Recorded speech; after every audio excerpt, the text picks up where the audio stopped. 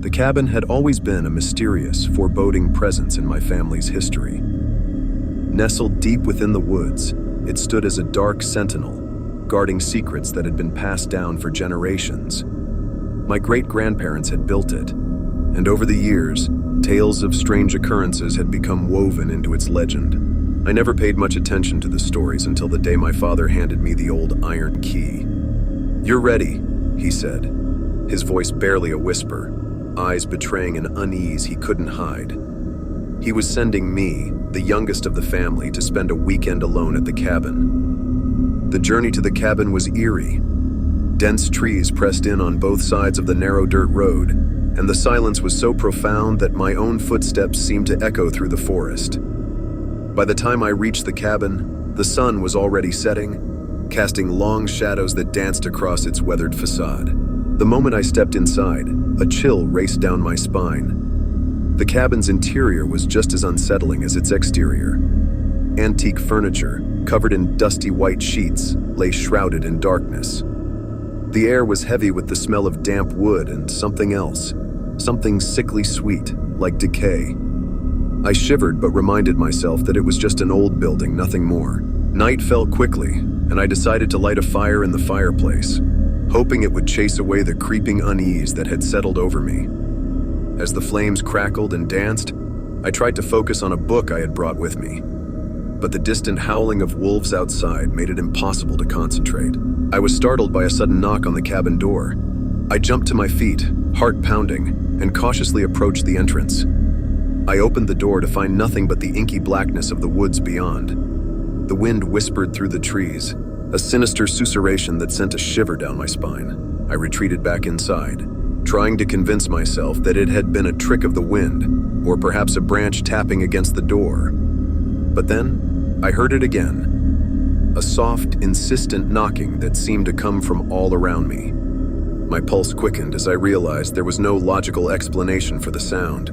I crept toward the window, peering out into the darkness. The moon hung low in the sky, casting eerie shadows that seemed to writhe and twist. And then I saw them, figures, silhouetted against the night, moving slowly closer to the cabin. Panic surged through me, and I locked the door, frantically searching for a phone signal. But there was nothing, no bars, no way to call for help. I was completely alone, trapped in this nightmarish cabin. The knocking grew louder, more insistent. It was as if the very walls of the cabin were pulsing with a malevolent energy. And then a voice, whispering, just on the edge of hearing. It was a chorus of voices, all speaking in unison, and they seemed to be coming from inside the cabin itself. "We've been waiting for you," the voices hissed, their words sending a jolt of terror through me.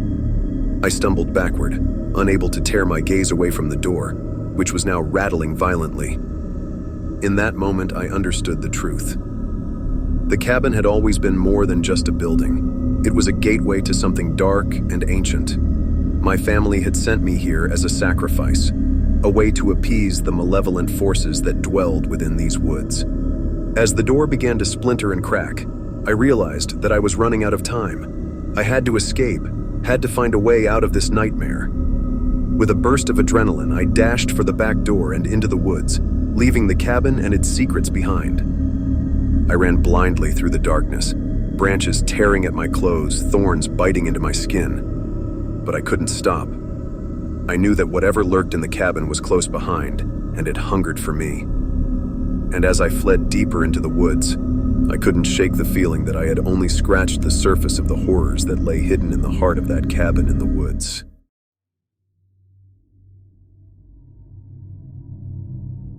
The air was thick with anticipation as my friends and I ventured deep into the woods for our weekend getaway in the old cabin. Nestled far from civilization, the cabin had stood abandoned for decades, its history shrouded in mystery. We had heard tales of strange occurrences in these woods, but youthful curiosity trumped fear. Our laughter echoed through the forest as we approached the cabin. It was a weathered structure with peeling paint and shattered windows, but we were undeterred. The sense of adventure and camaraderie fueled our excitement. Inside, the atmosphere was heavy with the scent of decay, and the creaking floorboards beneath our feet seemed to moan with every step. The first night was uneventful, filled with games, laughter, and the clinking of beer bottles. We assured ourselves that the eerie silence outside was merely a product of our heightened imaginations. As the clock ticked past midnight, we decided to retire to our respective rooms, each with its own unsettling charm. My room was adorned with faded wallpaper and antique furniture. A single window allowed a sliver of moonlight to seep in, casting eerie shadows on the walls. I pulled the covers tightly around me and drifted into an uneasy sleep. In the dead of night, I was jolted awake by the sound of whispering voices that seemed to come from all directions. At first, I thought it was just a dream, but the voices grew louder and more distinct. I strained to make out the words, and my heart pounded in my chest as I realized they were chanting in an ancient guttural language. Terrified, I grabbed my phone to call my friends, but there was no signal. I tried to leave my room, but the doorknob wouldn't budge. Panic set in as the chanting intensified, filling the room with an otherworldly resonance. Shadows danced wildly on the walls, contorting into grotesque shapes. Desperation pushed me to the window, where I peered outside. The forest, once tranquil, had transformed into a nightmarish tableau. Trees twisted and writhed, their branches forming grotesque faces. The moon hung low in the sky, a sickly shade of crimson. I was trapped in a surreal nightmare. Hours passed like this, my sanity slipping away as the voices continued their relentless chant. Suddenly, the room fell silent. The chanting ceased, and the shadows retreated. Relief washed over me, and I mustered the courage to try the door again. This time, it swung open effortlessly. I cautiously ventured into the corridor, finding my friends' rooms empty. Panic welled up inside me as I called out their names, receiving only eerie echoes in response. I was utterly alone in this forsaken cabin. As I continued my frantic search, I stumbled upon a hidden door in the basement. It led to a subterranean chamber adorned with strange symbols and flickering candles. In the center of the room, my friends lay motionless, their eyes vacant, and their bodies contorted in unnatural positions. The chanting had ceased because it had reached its horrifying culmination. I tried to shake them awake, but they were lost to whatever malevolent force had taken hold of this place. The walls seemed to close in on me, and the room grew colder with each passing second. I knew I had to escape, but the exit was blocked by a growing wall of thorns. In a desperate bid for survival, I hurled myself against the thorns, tearing at my flesh as I pushed through. As I stumbled out into the night, the cabin behind me screamed with a cacophony of anguished souls. I ran blindly through the twisted forest, the haunting whispers still echoing in my mind. To this day, I am haunted by the memory of that cabin in the woods and the sinister secret it held. The scars on my body serve as a chilling reminder of the horrors that lurk in the darkness, waiting to ensnare the unwary.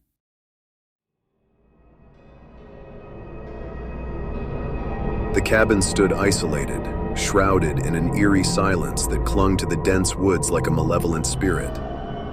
My heart raced as I approached, the weight of my decision to spend a weekend here settling heavily in my chest.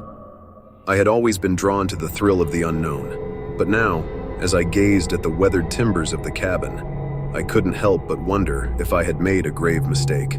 I had heard the rumors, the whispers of the locals about this place. They spoke of strange happenings, of people disappearing without a trace, and of eerie lights that danced through the trees at night. But I had dismissed it all as mere superstition, the product of overactive imaginations.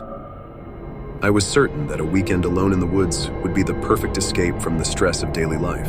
As I stepped inside, the musty scent of old wood and decaying leaves enveloped me.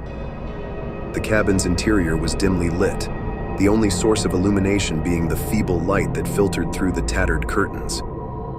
Dust motes danced in the air, and the creaking floorboards beneath my feet seemed to echo with the whispers of those who had come before me. I had barely settled in when I heard it, the faintest of whispers, like a sigh carried on the wind. My heart pounded in my chest as I strained to listen, but the sound had vanished as quickly as it had come.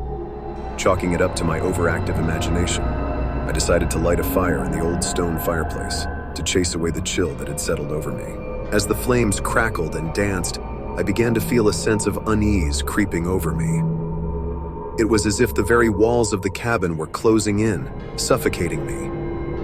I tried to shake off the feeling, blaming it on the isolation and the unfamiliar surroundings, but it persisted, gnawing at the edges of my sanity. Night fell like a heavy shroud, and I found myself unable to tear my gaze away from the window.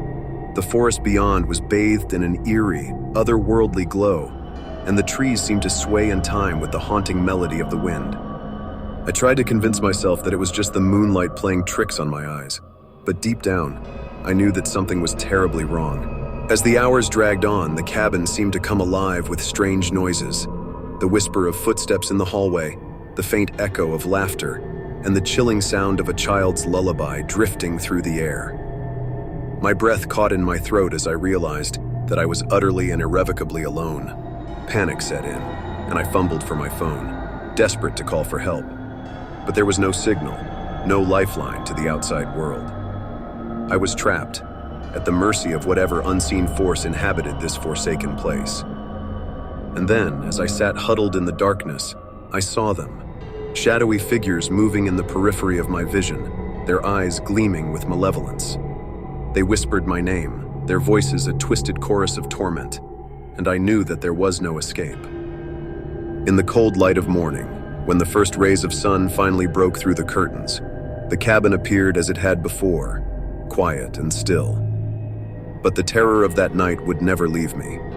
I had ventured into the woods seeking an escape, but what I had found was something far more sinister, a darkness that had been waiting, lurking, and now it would never let me go.